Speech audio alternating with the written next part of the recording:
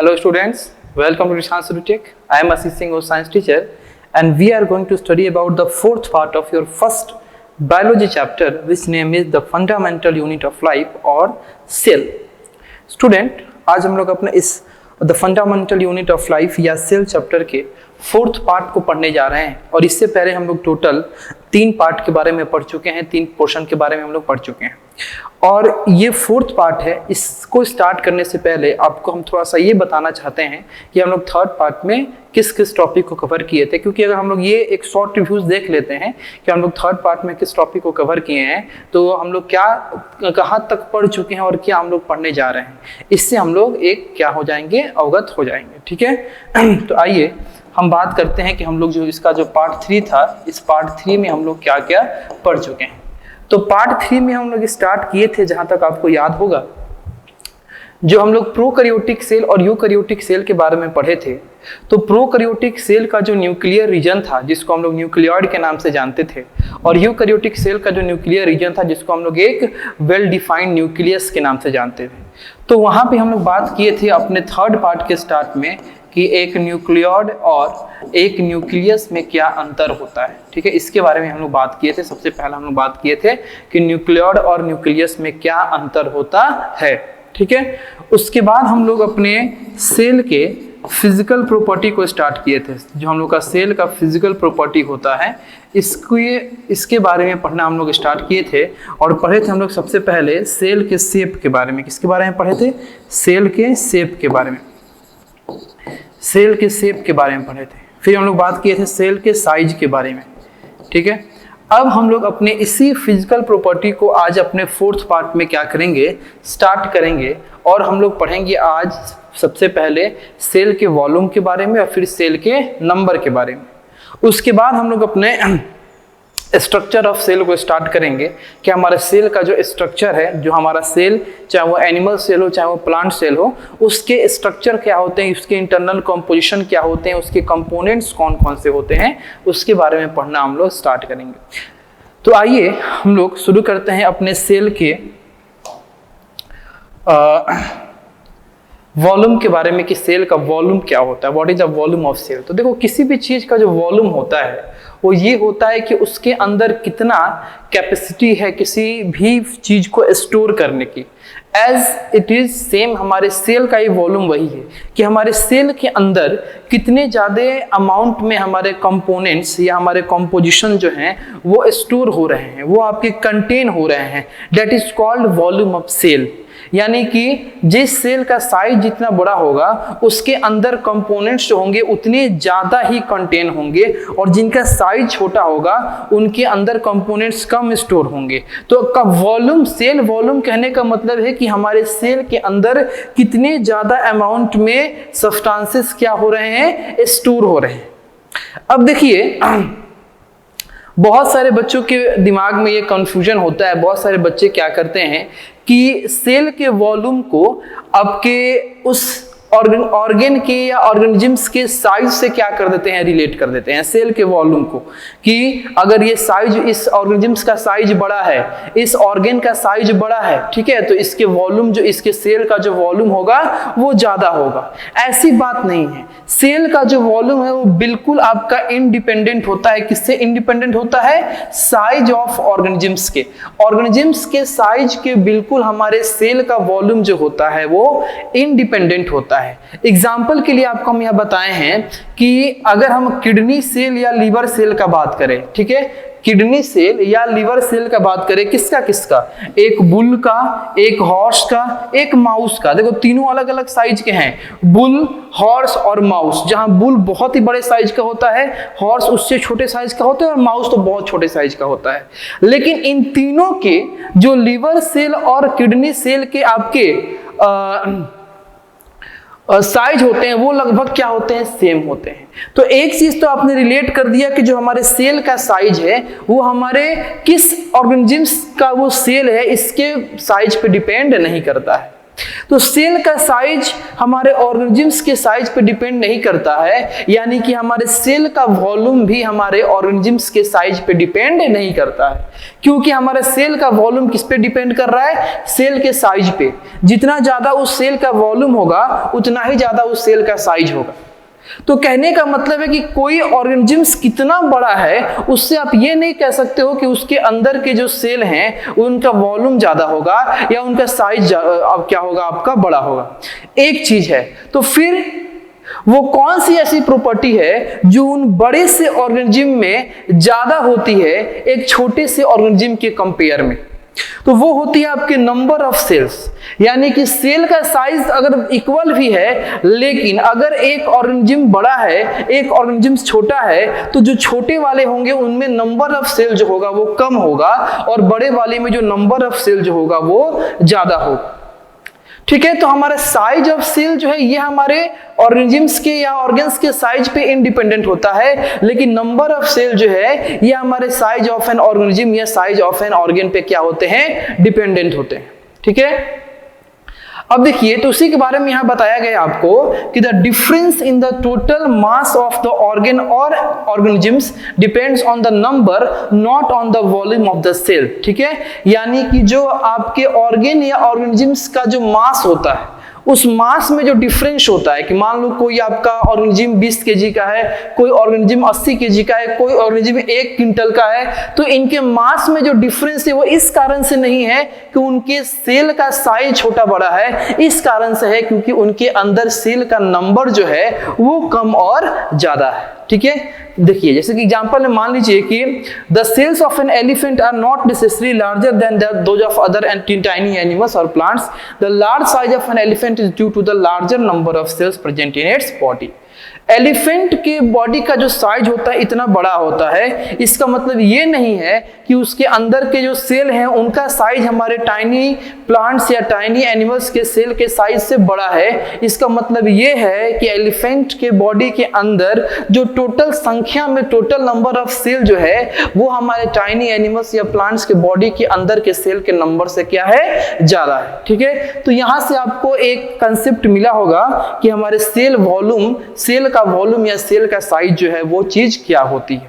ठीक है, अब नेक्स्ट हमको फिजिकल प्रॉपर्टी ऑफ सेल में जानना है सेल के नंबर कि किस तरह के एनिमल्स में कितना आपका सेल का नंबर होगा। देखिए, तो वैसे तो हम बात करें तो बहुत सारे ऐसे मल्टी सेलुलर हैं, मोस्टली मल्टी सेलुलर ऑर्गेनिजम्स ऐसे होते हैं जिनके अंदर सेल को तो आप काउंट नहीं कर सकते हो, इनडेफिनिट क्या होते हैं, सेल होते हैं, अनगिनत सेल होते हैं, काउंट ही नहीं कर पाओगे। लेकिन कुछ ऐसे आपके ऑर्गेनिजम्स हैं, वो भी खास करके मल्टी सेलुलर, जिनके बॉडी के अंदर आपके फिक्स्ड नंबर ऑफ सेल होते हैं। उनका नाम आप जरूर याद रखोगे, रोटिफायर्स एंड नेमाटोड्स। ठीक है, रोटिफर्स एंड नेमाटोड्स, ये दो ऐसे आपके मल्टी सेलुलर ऑर्गेनिजम्स होते हैं जिनके बॉडी के अंदर जो नंबर ऑफ सेल होता है वो इनडेफिनिट नहीं होता है, इनके बॉडी के अंदर सेल की संख्या जो होती है वो फिक्स होती है। ठीक है, अब बाकी जो आपके सेल हुए मल्टी सेलुलर में ये इनडेफिनिट होते हैं और ये रिलेट करते हैं कि उन बॉडी का साइज कैसा है।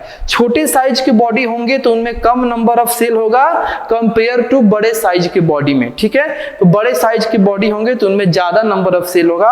अभी उसकी चर्चा हम लोग जस्ट पीछे अपने सेल वॉल्यूम वाले टॉपिक में किए हैं। ठीक है, अब देखिए जैसे लार्ज साइज्ड ऑर्गेनिज्म जो होते हैं, जैसे कि मान लीजिए कि आपका एलिफेंट है, व्हेल मछली, कैमल, नीम ट्री, बनियान ट्री। ठीक है, इनके पास काउंटलेस नंबर ऑफ सेल होते हैं। ह्यूमन बीइंग की बात करें तो ह्यूमन बीइंग के अंदर आपका ऐसा एस्टिमेट किया गया है कि ह्यूमन बीइंग के अंदर लगभग 100 ट्रिलियन, कितना, 100 ट्रिलियन सेल की संख्या होती है। 100 ट्रिलियन सेल। अगर आपको हम बात बताएं एक कंपेरेबल वैल्यू का, तो 1 ट्रिलियन में आपका 10 का पावर 12 आपका जीरो होता है। यानी कि 1 ट्रिलियन इज इक्वल टू 1 2 3 4 5 6 7 8 9 10 11 12, इतना आपका सेल, 1 ट्रिलियन में इतना नंबर। और ह्यूमन बीइंग में कितने होते हैं आपके, 100 ट्रिलियन सेल होते हैं। 100 ट्रिलियन, यानी कि इस पे 2 और जीरो बढ़ाओ, 1 2 3 4 5 6 7 8 9 10 11 12 13 14, यानी 10 के पावर 14 सेल। इतना सेल अगर कोई काउंट कर सकता है तो कर ले, इतना सेल आपका होता है एक ह्यूमन बॉडी के अंदर, इतनी संख्या में सेल होती है। ठीक है, तो ये लगभग 1 लाख करोड़ के आसपास के कुछ करके आएगा ये। ठीक है, तो यहाँ पे आपका ये वैल्यू जो है वो आपको दिखाई दे रही है, और इससे आप सही पता चल सकते हैं कि आपका जो ह्यूमन बीइंग के अंदर जो नंबर ऑफ सेल है वो इनडेफिनिट है, उसको आप काउंट नहीं कर सकते हो। ठीक है, चलिए अब नेक्स्ट हम लोग बात करेंगे अपने अगले टॉपिक पे, स्ट्रक्चर ऑफ सेल। हमारे सेल का जो स्ट्रक्चर है, ठीक है, वो कैसा होता है, किस प्रकार से होता है। ठीक है, तो देखिए वैसे तो आपका शेप साइज जो होते हैं सेल का ये वैरी करते हैं, लेकिन कुछ ऐसे आपके रीजन हैं, कुछ ऐसे आपके फंक्शनल रीजन है जहां पे कोई ना कोई फंक्शन हमेशा होते रहता है, तो कुछ ऐसे आपके फंक्शनल रीजन हैं वो वेरी नहीं करते हैं, वो चाहे एनिमल सेल हो, चाहे प्लांट सेल हो, छोटा सेल हो, बड़ा सेल हो, ये आपके कुछ रीजन जो है सब में पाए जाते हैं। अब उन्हीं कॉमन रीजन के बारे में हमको पढ़ना है, तो वो कॉमन रीजन में सबसे पहला आता है आपका सेल मेम्ब्रेन, जिसको हम लोग प्लाज्मा मेम्ब्रेन के नाम से भी जानते हैं, या सेल वॉल, जो सिर्फ आपके प्लांट सेल में होते हैं। लेकिन इन तीनों का स्ट्रक्चर फंक्शन कुछ एक ही साथ है, एक ही जैसा है, इसीलिए हम तीनों को, ये दोनों तो सेम ही है, ये दोनों लगभग सेम ही है, वो एक अलग है, लेकिन फंक्शन कुछ इन्हीं के जैसा है, इसीलिए हम एक ही में रखे हैं। तो सेल मेम्ब्रेन या प्लाज्मा मेम्ब्रेन और आपका सेल वॉल, ये पहला स्ट्रक्चर हुआ। दूसरा स्ट्रक्चर है न्यूक्लियस का, ये भी आपके हर एक सेल में होता है, भले आपका वेल डिफाइंड न्यूक्लियर रीजन ना हो, लेकिन आपका एक न्यूक्लियक मटेरियल होगा जो वो होता है। हम बात कर रहे हैं, आप समझ गए होंगे हम किसका बात कर रहे हैं, prokaryotic cell and eukaryotic cell में। प्रोकैरियोटिक सेल जिसके पास वेल डिफाइंड न्यूक्लियर रीजन नहीं होता है, लेकिन फिर भी आपके बहुत सारे न्यूक्लियर सब्सटेंस उसमें होते हैं, और यूकैरियोटिक सेल जिसमें आपका एक well defined nuclear region due to the presence of nuclear membrane, आपका एक परफेक्ट न्यूक्लियस है, वो यूकैरियोटिक सेल में आपका पाया जाता है। अब दूसरा जो स्ट्रक्चर है सेल का वो है न्यूक्लियस, तीसरा जो स्ट्रक्चर है सेल का वो है साइटोप्लाज्म। ये तीन आपके स्ट्रक्चर हैं सेल के, जिसके बारे में हमको क्या करना है, बहुत ही डिटेल में हमको पढ़ाई करना है। अब देखिए एक एक लाइन में अगर हम बात करें, पहले एक एक लाइन में इनके नाम को समझने का, ये कैसे होते हैं, कहाँ होते हैं। तो जो हमारे सेल का आउटर बाउंड्री होता है, जो हमारे सेल का आउटर बाउंड्री होता है, उसी को हम लोग सेल मेम्ब्रेन या प्लाज्मा मेम्ब्रेन के नाम से जानते हैं।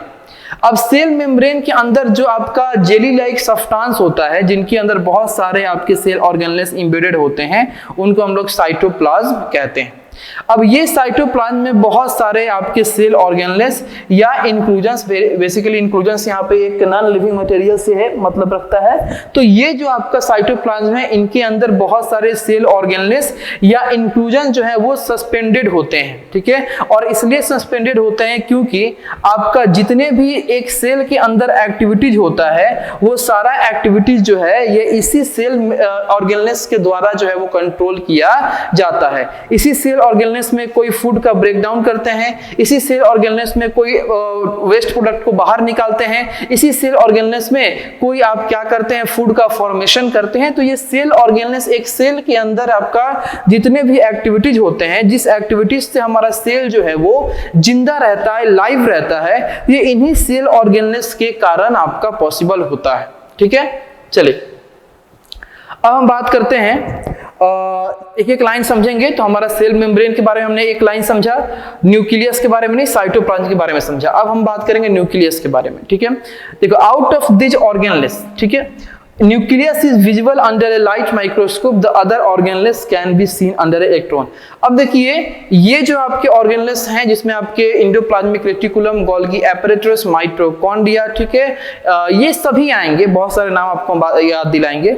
लेकिन ये जो सेल ऑर्गेनेल्स है जो हमारे साइटोप्लाज्म के अंदर एम्बेडेड होते हैं, ये आपको लाइट माइक्रोस्कोप या कंपाउंड माइक्रोस्कोप से नहीं दिखाई पड़ते हैं, ये दिखाई पड़ते हैं आपके इलेक्ट्रॉन माइक्रोस्कोप से, जो आपको हम पहले भी बताए थे, जब आपको माइक्रोस्कोप पढ़ा रहे थे उस वक्त आपको बताए थे कि सब सेलुलर सब्सटेंसेस जो होते हैं, सब सेलुलर यानी एक सेल के अंदर दबे हुए जो सब्सटेंस होते हैं वो उसको आप लाइट माइक्रोस्कोप या कंपाउंड माइक्रोस्कोप से नहीं देख सकते।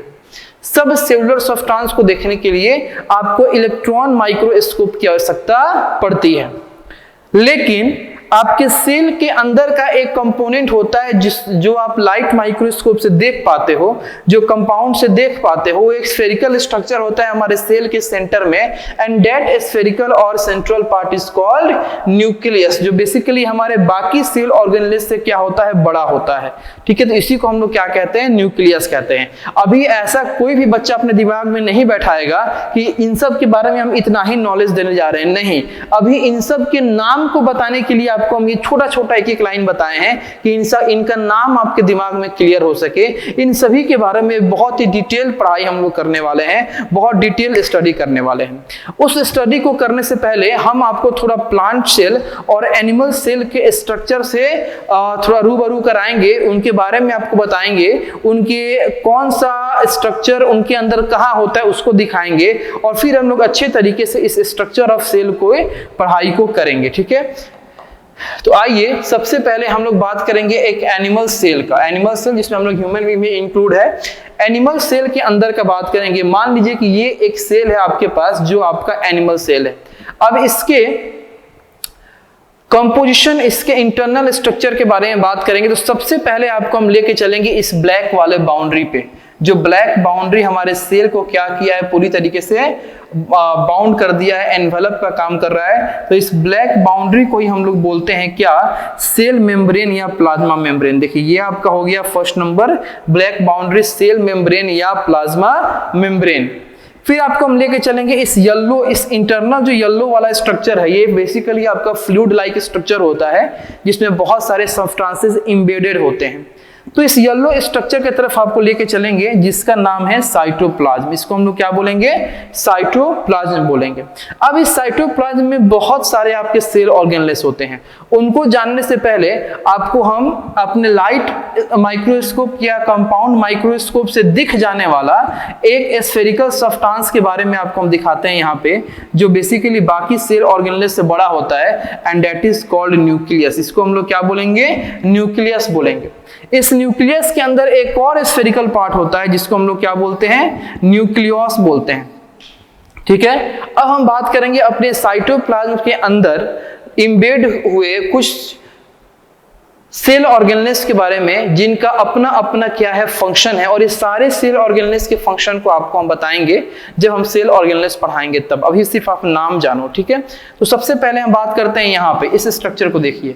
ये आपका है माइटोकॉन्ड्रिया, ये आपका क्या है, माइटोकॉन्ड्रिया। ये देखिए पैरेलल स्ट्रक्चर, ये जो पैरेलल स्ट्रक्चर आपको दिख रहा है that is called Golgi apparatus। इसको हम क्या बोलेंगे, गोल्गी apparatus बोलेंगे। ठीक है, ये आपको दिख रहा होगा एक कर्व स्ट्रक्चर जो आपका बेसिकली इनके साइड पे क्या है, रफनेस है। इसको हम लोग बोलेंगे रफ इंडोप्लाज्मिक रेटिकुलम। इसको हम लोग क्या बोलेंगे, रफ इंडोप्लाज्मिक रेटिकुलम। और ये आपका स्मूथ इंडोप्लाज्मिक रेटिकुलम, ये आपका रफ इंडोप्लाज्मिक रेटिकुलम है और ये स्मूथ इंडोप्लाज्मिक रेटिकुलम है। फिर हम बात करेंगे ये छोटा छोटा जो आपको वैक्यूल दिख रहा है दैट इज कॉल्ड राइबोसोम्स। इसको हम लोग क्या बोलेंगे, राइबोसोम्स बोलेंगे। ये जो आपको रॉड शेप का आपको सब्सटेंस दिख रहा है आपका, इसको हम बोलेंगे सेंट्रियोल। इसको हम लोग क्या बोलेंगे, सेंट्रियोल्स। ठीक है, ये आपका जो स्टिक टाइप का स्ट्रक्चर दिख रहा है दैट इज कॉल्ड माइक्रोट्यूब्स। इसको हम लोग क्या बोलेंगे, माइक्रोट्यूब्स के नाम से जानेंगे। ये आपका एक बड़े से स्फेरिकल पार्ट में आपको दिख रहा है, ये है गोल्गी वेसिकल्स। ठीक है, ये रहा आपका लाइजोसोम्स, लाइजोसोम्स जो बेसिकली वेस्ट मटेरियल को बाहर निकालता है। और ये आपका हो गया पिनोसाइटोटिक वेसिकल्स, पिनोसाइटोटिक वेसिकल्स जो हमारे सेल मेम्ब्रेन से ही अंदर की तरफ क्या होता है, निकला हुआ होता है, पिनोसाइटोटिक वेसिकल्स। ठीक है, तो ये कुछ आपके इंटरनल स्ट्रक्चर थे किसके, हमारे एनिमल सेल के। अब हम बात करेंगे कुछ हमारे प्लांट सेल के अंदर के इंटरनल स्ट्रक्चर के बारे में, फिर हम लोग वन बाय वन करके सारे सेल के स्ट्रक्चर के बारे में एक डिटेल पढ़ाई करेंगे, फिर उसके बाद हम लोग सेल ऑर्गेनेल्स के बारे में भी जानेंगे। तो आइए देखते हैं अपने प्लांट सेल के बारे में कि हमारा प्लांट सेल कुछ दिखता कैसा है और प्लांट सेल के अंदर के जो कंपोनेंट्स हो वो कौन कौन से होते हैं, कौन कौन से सब्सटेंस प्लांट सेल और एनिमल सेल दोनों में होते हैं, कौन कौन से सब्सटेंस सिर्फ प्लांट सेल में होते हैं एनिमल में नहीं होते हैं, या ऐसे कौन से पार्ट हैं जो सिर्फ एनिमल में होते हैं या प्लांट में नहीं होते हैं।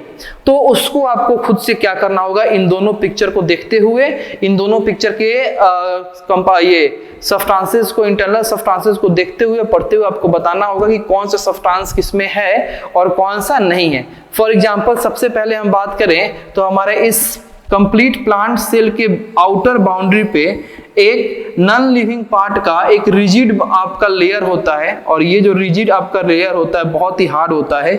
ये हमारे प्लांट सेल के इंटरनल स्ट्रक्चर को बाहर के आपके इंजुरी से क्या करता है, प्रोटेक्ट करता है। एंड दैट हार्ड रिजिड और non living boundary is called cell wall. इसी को हम लोग क्या बोलते हैं, सेल वॉल बोलते हैं। ठीक है, यानी कि हमारे एनिमल सेल का जो आउटर बाउंड्री था वो सेल मेम्ब्रेन या प्लाज्मा मेम्ब्रेन था, लेकिन यहाँ पे हमारे प्लांट सेल का जो आउटर बाउंड्री होगा ये सेल मेम्ब्रेन प्लाज्मा मेम्ब्रेन नहीं होगा, ये सेल वॉल होगा। और इस सेल वॉल के अंदर आपके क्या होंगे, सेल मेम्ब्रेन होंगे। तो ये रहा आपका सेल वॉल। अब देखिए इस सेल वॉल के अंदर होता है ये सेल मेम्ब्रेन, इस सेल वॉल के अंदर क्या होता है, ये सेल मेम्ब्रेन होता है। ये आपका है सेल मेम्ब्रेन, आपको दिख रहा होगा ये जो बाउंड्री है ये है सेल मेम्ब्रेन, ये रहा आपका सेल मेम्ब्रेन। तो इस सेल मेम्ब्रेन आपका एनिमल सेल में भी था। ठीक है, फिर बात करेंगे हम न्यूक्लियस का। तो ये आप देखिए ये स्फेरिकल पार्ट, ठीक है, ये आपका न्यूक्लियस एनिमल सेल में भी था। न्यूक्लियस के अंदर जो आपका स्फेरिकल पार्ट होता है न्यूक्लियस एनिमल सेल में भी था। ठीक है, ये smooth endoplasmic reticulum animal cell में भी था। गोल्गी वेसिकल्स एनिमल सेल में भी था। राइबोसोम्स एनिमल सेल में भी था। Rough endoplasmic reticulum animal cell में था। ठीक है, अब अमीलोप्लास्ट एनिमल सेल में नहीं था। Large central vacuole animal cell में नहीं था। ठीक है, साइटोप्लाज्म तो एनिमल सेल में था ही। यहाँ भी आप देख सकते हैं कि ये जो जेली लाइक सब्सटेंस ये सब साइटोप्लाज्म है। माइटोकॉन्ड्रिया दोनों में होता है। ड्यूस क्रिस्टल प्लांट सेल में होता है। रैपिड क्रिस्टल प्लांट सेल में होता है। क्लोरोप्लास्ट प्लांट सेल में होता है। और यही आपका क्या होता है, फोटोसिंथेसिस प्रोसेस का साइट होता है। ये क्या होता है आपका, फोटोसिंथेसिस का साइट होता है। यानी कि यहीं पे क्या होते हैं, हमारे फोटोसिंथेसिस का प्रोसेस होता है। यहीं पे आपके कार्बन डाइऑक्साइड भी डिफ्यूज होते हैं, यहीं पे आपका वाटर भी डिफ्यूज होता है। यानी जो भी रॉ मटेरियल्स आपको फोटोसिंथेसिस के प्रोसेस को करने के लिए चाहिए वो इसी क्लोरोप्लास्ट में आके डिफ्यूज होता है। और इसी क्लोरोप्लास्ट में क्या होता है, फूड का मेकिंग होता है। और यहीं पे ग्लूकोज यहीं से क्या होता है, सारे बॉडी के पार्ट्स में ट्रांसफर कराए जाते हैं। ठीक है, वैक्यूल मेम्ब्रेन ये आपके प्लांट सेल में है। गोल्गी एपैरेटस ये एनिमल में भी था। ठीक है, तो ये कुछ आपके इंटरनल कंपोजिशन, इंटरनल स्ट्रक्चर है हमारे प्लांट सेल के।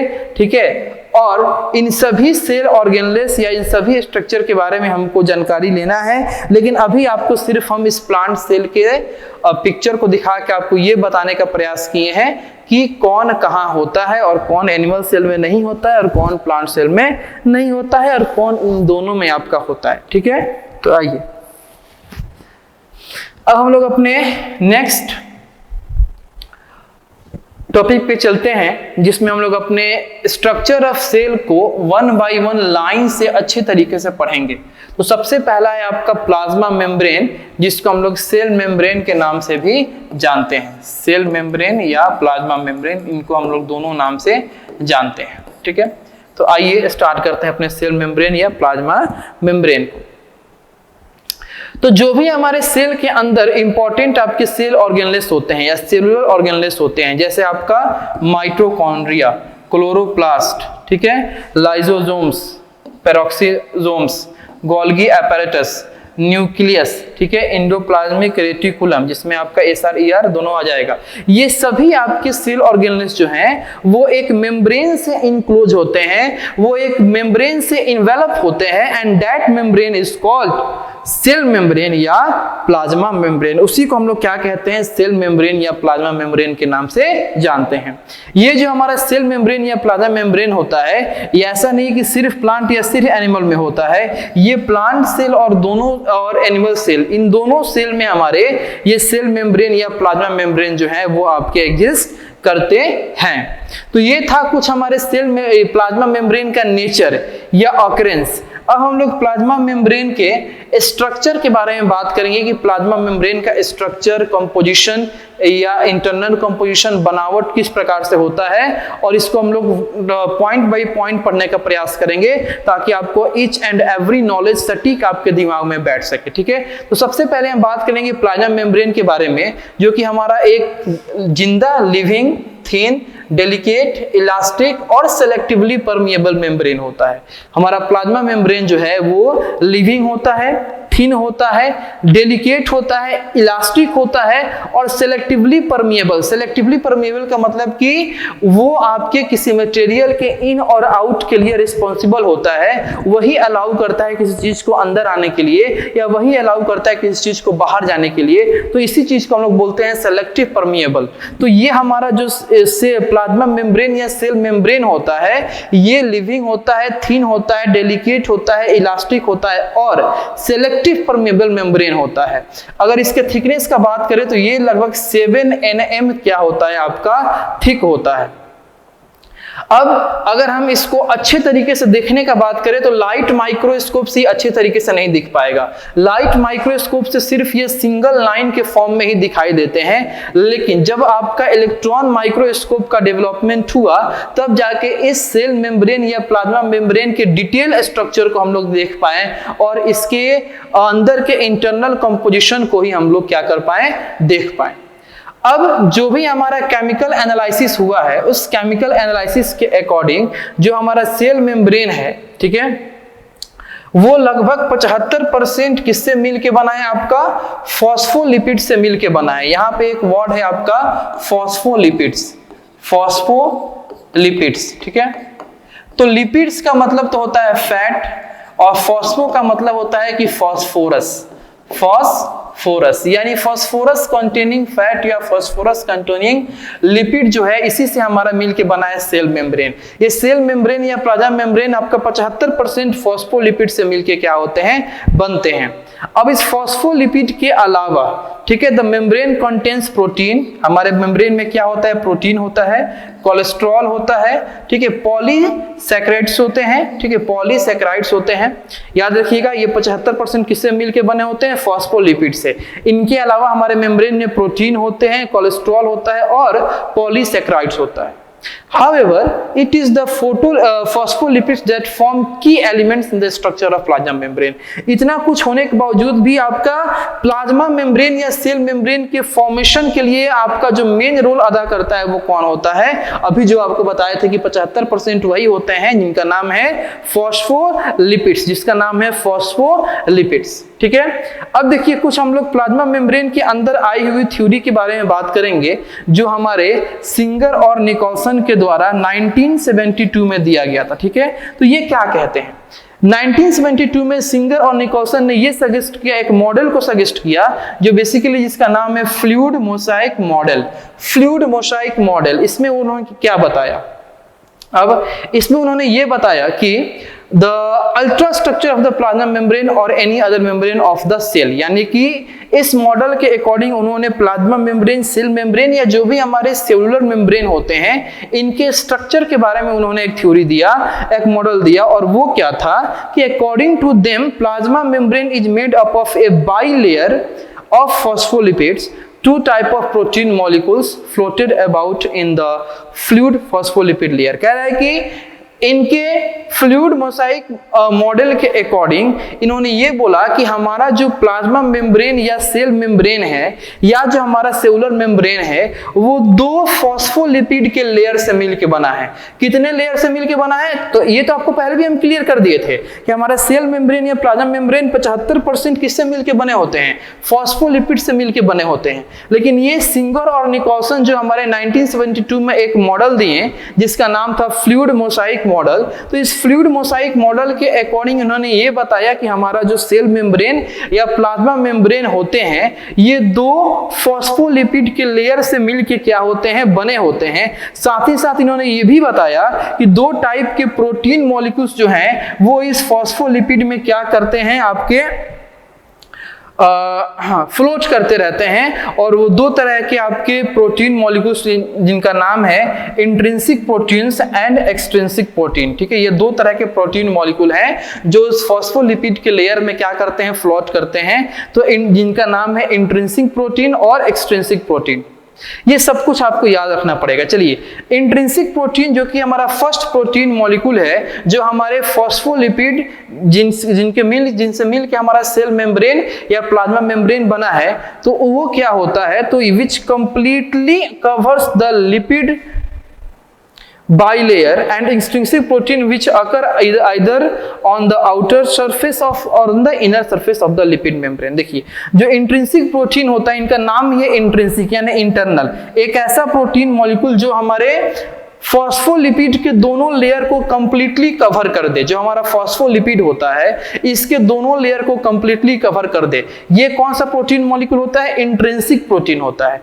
अब एक्सट्रिंसिक प्रोटीन ये आपके या तो आपके ऊपर वाले लेयर पे होंगे या तो आपका जो ऊपर वाला लेयर है फॉस्फोलिपिड वहां पे आपके होंगे, और नहीं तो ये कहां होंगे, आपके जो नीचे वाला लेयर होता है हमारा लिपिड का वहां होंगे, बीच में ये नहीं होंगे, या तो ऊपर ही होंगे या तो नीचे ही होंगे। इसीलिए इनके नाम में लगा है एक्सटर्नल यानी एक्सट्रिंसिक प्रोटीन मॉलिक्यूल या इंट्रिंसिक प्रोटीन। ठीक है, चलिए, The fluid mosaic model of the membrane has been described as a number of protein icebergs floating in the sea of lipid। अगर हम इस जो हमारा फ्लूइड मोसाइक मॉडल है इसको कंप्लीटली एक कंक्लूजन पे देखा जाए तो इसको आप ये कह सकते हो कि जो हमारा फ्लूइड मोसाइक मॉडल है इसके अंतर्गत आप ये समझते हैं कि जो हमारा लिपिड का समुद्र है, जो हमारा फॉस्फोलिपिड का समुद्र है, उसमें दो तरह के प्रोटीन मॉलिक्यूल क्या करते हैं, आपके फ्लोट करते रहते हैं। और उन दो तरह के प्रोटीन मॉलिक्यूल का नाम है intrinsic protein and extrinsic protein. ठीक है, चलिए, अब ये जो मॉडल है ये एक्सेप्टेड भी है और आपका ये मेम्ब्रेन के प्रॉपर्टीज, ऑर्गेनाइजेशन, इन सबको क्या करता है, डिस्क्राइब भी करता है। तो ये जो हमारा मॉडल है वो बहुत ही एक बेहतरीन सा मॉडल है। ठीक है, अब देखिए, ये जो प्रोटीन होते हैं इंट्रिंसिक प्रोटीन और एक्सट्रिंसिक प्रोटीन, इनका सिर्फ यही काम नहीं होता है कि हमारे मेम्ब्रेन को स्ट्रेंथ देते हैं, इनका और भी काम होता है। क्या क्या काम होता है? तो पहली बात तो ये है कि ये जो प्रोटीन है आपके, ये हमारे मेम्ब्रेन को क्या देते हैं, जो हमारा फॉस्फोलिपिड है या और उस फॉस्फोलिपिड से बना हुआ जो हमारा सेल मेम्ब्रेन या प्लाज्मा मेम्ब्रेन है, इनको स्ट्रेंथ देने का काम इसी प्रोटीन का होता है। इसके अलावा ये प्रोटीन क्या क्या सर्व करते हैं, तो ये प्रोटीन एंजाइम को सर्व करते हैं जो कि हमारा केमिकल रिएक्शन में क्या होते हैं, इन्वॉल्व होते हैं। दूसरे हमारे ट्रांसपोर्ट प्रोटीन या परमेसेस को क्या करते हैं, ये सर्व करते हैं, ट्रांसपोर्ट को सर्व करेंगे, यानी कि जो हमारे वाटर का या सॉल्युबल आयंस का जो ट्रांसपोर्ट होगा उनको भी ये क्या करेंगे, सर्व करेंगे। तीसरा, ये पंपिंग का भी काम करते हैं जिससे हमारा जो ट्रांसपोर्ट है वो ज्यादा तेजी में होता है। चौथा, ये आपके रिसेप्टर प्रोटीन का भी काम करते हैं, यानी कि रिसेप्टर का मतलब कि किसी चीज को अंदर क्या करना, अपने फ्लो कराना, किसी चीज को अंदर अलाउ करना आने के लिए, जिसको हम लोग एंडोसाइटोसिस कहते हैं। एंडोसाइटोसिस का मतलब होता है किसी चीज को अंदर लाना, अंदर ले आना। ठीक है, फिर होता है आपका presence of lipids and proteins provide flexibility to the plasma membrane. This property of flexibility of the plasma membrane also helps in the endocytosis। यानी कि जो हमारे लिपिड्स और प्रोटीन का प्रेजेंस होता है इससे हमारे प्लाज्मा मेम्ब्रेन को क्या मिलता है, फ्लेक्सिबिलिटी मिलता है। और ये फ्लेक्सिबिलिटी हमारे प्लाज्मा मेम्ब्रेन को क्या करता है, इंडोसाइटोसिस के प्रोसेस में हेल्प करता है। अब इंडोसाइटोसिस का प्रोसेस क्या होता है, तो इंडोसाइटोसिस का प्रोसेस होता है कि हमारे मेम्ब्रेन के द्वारा किसी भी सब्सटेंस को अंदर क्या करना, इनवर्ड क्या करना, एंट्री देना। ठीक है, या अलाउ करना, ये होता है हमारा इंडोसाइटोसिस का प्रोसेस। तो ये कुछ स्ट्रक्चर था हमारे सेल मेम्ब्रेन का जो बहुत ही बेहतरीन एक कंसेप्ट देके आपको दिया, जिसमें आपने फॉस्फोलिपिड के बारे में, इंट्रिंसिक प्रोटीन, एक्सट्रिंसिक प्रोटीन, उनके फंक्शन के बारे में, उनके रोल के बारे में आपने समझा। अब नेक्स्ट हम लोग बात करेंगे अपने सेल मेम्ब्रेन या प्लाज्मा मेम्ब्रेन की ही फंक्शन के बारे में कि हमारे सेल मेम्ब्रेन या प्लाज्मा मेम्ब्रेन का फंक्शन क्या होता है। तो सबसे पहला फंक्शन है कि हमारा जो सेल मेम्ब्रेन या प्लाज्मा मेम्ब्रेन होता है ये आपके कुछ मटेरियल के एंट्री और एग्जिट के लिए क्या होते हैं, रिस्पॉन्सिबल होते हैं। यही चाहते हैं तो कुछ मटेरियल हमारे सेल के अंदर जाता है और यही चाहते हैं तो हमारे सेल के अंदर का मटेरियल जो है वो बाहर निकलता है। ठीक है, और यही कारण है कि यही आपके एंट्री और एग्जिट के लिए रिस्पॉन्सिबल होते हैं, जिसके चलते हम लोग इस सेल मेम्ब्रेन या प्लाज्मा मेम्ब्रेन को क्या कहते हैं, सेलेक्टिव परमिएबल मेम्ब्रेन के नाम से जानते हैं, सेलेक्टिव परमिएबल मेम्ब्रेन के नाम से जानते हैं। ठीक है, अब देखिए जो हमारा सेल मेम्ब्रेन जो है ये आपके कुछ फिजिकल एक्टिविटीज को भी परफॉर्म करते हैं और वो आपका फिजिकल एक्टिविटीज जो है वो जिनका नाम है डिफ्यूजन और ऑस्मोसिस, डिफ्यूजन और ऑस्मोसिस। इस सेल मेम्ब्रेन के द्वारा कुछ आपके फिजिकल एक्टिविटीज को भी परफॉर्म किया जाता है जिसका नाम है डिफ्यूजन और ऑस्मोसिस। और ये डिफ्यूजन और ऑस्मोसिस जो है ये हमारे इंडोसाइटोसिस के लिए, इंडोसाइटोसिस या ट्रांसपोर्ट से क्या होते हैं, रिलेटेबल होते हैं। ये जो दो प्रोसेस है आपका डिफ्यूजन और ऑस्मोसिस, या हमारे इंडोसाइटोसिस या हमारे ट्रांसपोर्ट से क्या होते हैं, रिलेटेबल होते हैं। तो ये सेल मेम्ब्रेन के द्वारा ही ये परफॉर्मेंस किया जाता है, डिफ्यूजन का भी और ऑस्मोसिस का भी। तो अब ये डिफ्यूजन और ऑस्मोसिस का जो प्रोसेस है इसी से हम लोग स्टार्ट करेंगे अपने नेक्स्ट पार्ट को।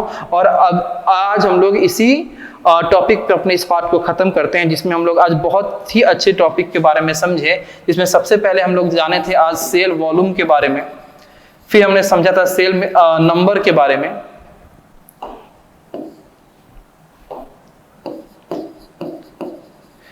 फिर हमने बात किया था अपने प्लाज्मा मेम्ब्रेन एंड या और सेल मेम्ब्रेन के बारे में।